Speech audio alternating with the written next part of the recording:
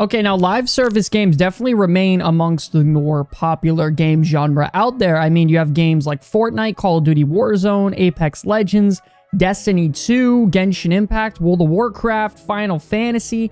I mean, there are loads of games out there that are live service, and there have been a lot of people wondering if Diablo 4 is going to make the cut when it comes to being successful or even great in terms of a live service ARPG game. The main way to figure something like that out is by viewing the greatest core features of an ARPG throughout successful franchises and seeing if Diablo 4 is replicating them or potentially even doing them better. And if you're interested in earning a free Diablo 4 game copy, the Comeback Kids are doing a giveaway, so don't forget to stick around until the end of the video to see how you can earn a free copy for yourself. Okay, now live service games are continuously updated with new content, features, and events, often with the intention of keeping players engaged for a long period of time. And there are a variety of reasons why these games tend to fail. It could be from developers maybe overpromising on features, the game heavily relying on microtransactions and in-game purchases, the game lacking content as well as seasonal updates to keep players entertained, and the game just having poor technical issues such as server instability as well as bugs throughout the game. Now, with 3 separate games under its belt, Diablo has definitely made itself a household name when it comes to the ARPG genre. The franchise has consistently delivered engaging and fun, polished gameplay with a beautiful story that's dark and gritty that all the fans have truly come to love. The Diablo series is an epic saga that covers the long-lasting struggle between the forces of the high heavens and the burning hells known as the Eternal Conflict. Although most of the games mainly take place in the mortal realm of Sanctuary, they often focus on the concerns of the other realms and their conflict-eager inhabitants. Now, Diablo has always offered you a truly one-of-a-kind and very carefully detailed story experience that is definitely up there for being one of the best throughout gaming sagas. Diablo 4 is set to deliver a darker, more mature storyline, similar to Diablo 2, that will appeal to both longtime fans as well as newcomers. Now, coming from the gameplay and combat mechanics of Diablo 4, it is very engaging and it all gets refreshed with every different class that you decide to play as. Blizzard has always loved to take these brilliant and strong gameplay structures from other games and implement them in their own way with that Blizzard polish of just being cleaner, more simple, and way easier to pick up than the game's competitors. Blizzard has always made games that just feel good to play. Diablo 4 is absolutely fantastic at doing what it's best at really well. That's going to be its very fun and engaging combat right from the jump. It brings incredible music, great sound design, and the animations and effects just look great. And it makes it feel really good to, when you press those buttons, everything feels very impactful and it feels like a joy to play overall. The best part about it is that every class has loads of different builds that you could play, and all of them can vary vastly different from the previous build. You can summon an army of minions with a necromancer and cast dark magic, or just straight up run in there with the barbarian and whirlwind everything down. It feels like features that actually surround playing the game, whether it be killing regular mobs, doing open world events, or fighting the hardest bosses you possibly can. It all feels very impactful and eventful because everything feels so good to actually do. As a gamer, I'm sure you've played many video games out there, and you could definitely notice when a game feels a bit sluggish or stiff, or things just simply don't feel right. And I think the average gamer definitely takes for granted when something actually feels good and it's done really well. I'm going to say when it comes to determining the overall state of gameplay and combat systems, these definitely overshadow all of the other features in the game. Now, that doesn't mean that I don't think all the other features are great. It just means that the gameplay and combat fluidity definitely overshines the rest of the game, and it has to be, in my opinion, the best aspect of Diablo 4, definitely getting that stamp of approval when it comes to gameplay mechanics as well as combat systems in general. Now, it's important to note that Diablo didn't innovate or bring anything brand new to the table when it comes to your character's actual progression. They took things from previous Diablo games as well as heavy inspiration from the more popular games like Wolcen and Path of Exile. Although they do have loads of systems in place to help with replayability to keep you playing rather than focus on doing boring, tedious grinds out there. Just to name a few, you have the Renown system, which is an account-based reward system that unlocks rewards for all the characters on your account, including skill points, potion charges, and Paragon points. You also have the Altars of Lilith, which these altars are spread across the open world of Sanctuary, and finding the altar increases your stats permanently for all the characters on your account.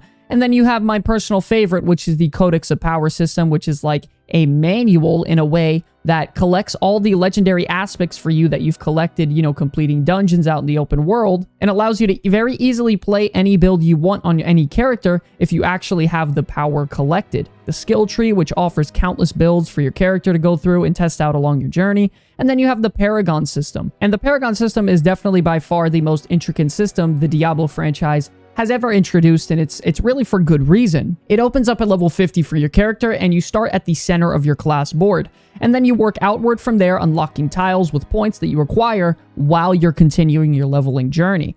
There are also gate nodes at the edge of the boards, which you can then attach brand new boards to and move on to other boards as well. And then throughout all the boards are just countless bonuses to your character to help change and cater to your specific builds, with either simple nodes that just buff your character stats, or more intricate nodes that change spells and alter effects entirely. I mean, having a good progression model is very vital and crucial to maintaining a player's interest in a game. When they actually work and they're implemented well, you have players always constantly coming back for more, wanting to progress either their character or alternate characters over and over again. But without it, players may not want to come back at all if they feel like they're not progressing towards something or even having their time feel valued. So for Diablo 4, I think it definitely gets the stamp of approval when it comes to character progression. Now, one of the main reasons endgame content is so important is that it helps keep players invested in a game long after they completed the main story. Now, if there isn't enough fun and engaging endgame content, it doesn't matter how great your combat is or how good the story is, no one's going to come back to that game because there simply isn't going to be anything to do. Some very common Diablo 4 endgame features are going to be your Whispers of the Dead system. These are essentially just going to be like bounties in Diablo 3 and are going to be your daily quests spread all across the world. The rewards for these quests are Grim Favors, and then you take these Grim Favors to the Tree of Whispers and exchange them for loot caches as well as experience. It's also going to be a great way to get Nightmare Sigils, which you can then use these to activate Nightmare Dungeons. Now, in Diablo 4 at launch, there are going to be over 120 dungeons to complete, all with their own dungeon layouts, mob types, bosses, and encounters, all unique to them. Now, Nightmare Sigils turn a regular dungeon into a Nightmare dungeon, and this is easily going to be the biggest feature of Diablo 4's endgame. These Nightmare Sigils amplify a dungeon to increase the difficulty all across the board and bring you a brand new challenge to overcome, allowing you to obtain greater rewards. This system is very similar to Mythic Plus in World of Warcraft or Rifts in Diablo 3, and they offer incredible replayability and progression for your character. There are also things like Helltide Zones, which transform an entire region into a Helltide event where you can go defeat powerful monsters and complete objectives to acquire shards. You then take these shards to unlock caches that are found all throughout Helltide areas that give you very powerful loot and rewards as well. And then you have more things like world bosses that take up to 12 players to take down. And then you have, for the PvP lovers out there, the Fields of Hatred. And now the Fields of Hatred is a pure PvP zone where you could enter as a group of 4 if you'd want.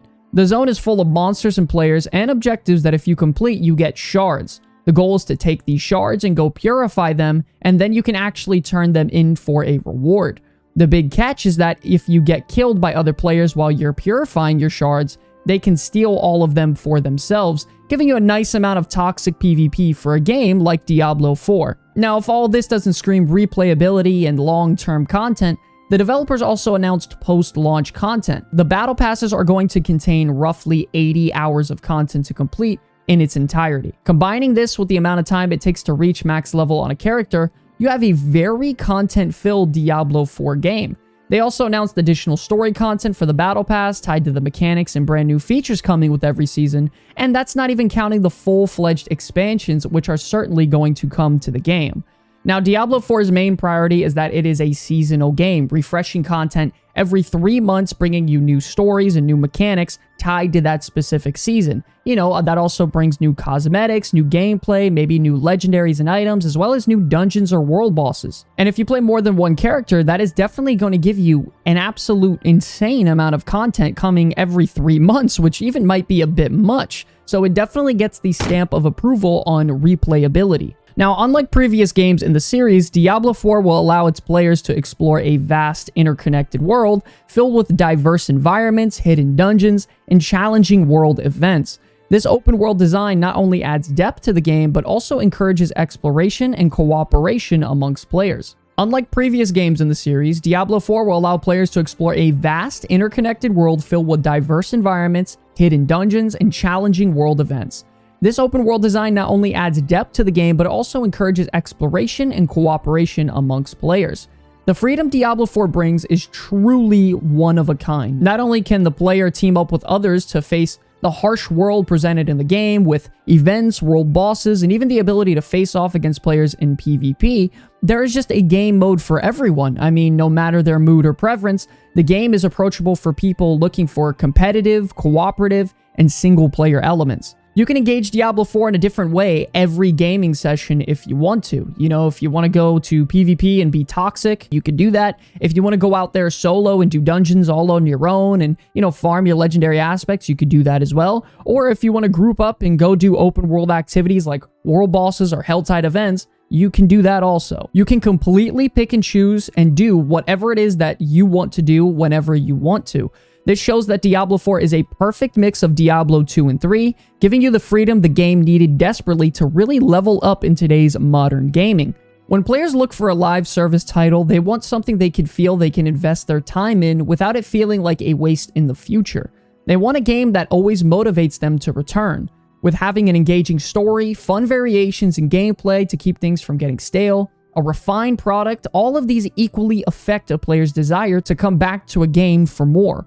Overall, Diablo 4 is setting itself apart from other failed live service games by simply delivering exactly what players expect from a live service game, and they're going to do them well. Both Anthem and Marvel's Avengers, for example, are two major live service games that failed to deliver a story that is told through periodic updates, you know, leaving their stories unresolved and players very disappointed. Both of these games are exclusively offered PvE with no PvP elements as well, and this left gameplay stale and boring for players looking for a challenge, killing the replayability. Now, Diablo 4 is definitely on track to surpass any of the average ARPG or live service game coming out, I think, in the next 6 months. They have improved gameplay mechanics, open world exploration, darker and more mature storylines, and commitment to regular updates and expansions. And honestly, we really can't wait to see what the final product has in store for us, and we're sure it's going to be an absolutely unforgettable gaming experience. Now, if you're excited for Diablo 4, I want to hear your guys' comments down below. What is your favorite aspect of Diablo 4 that you either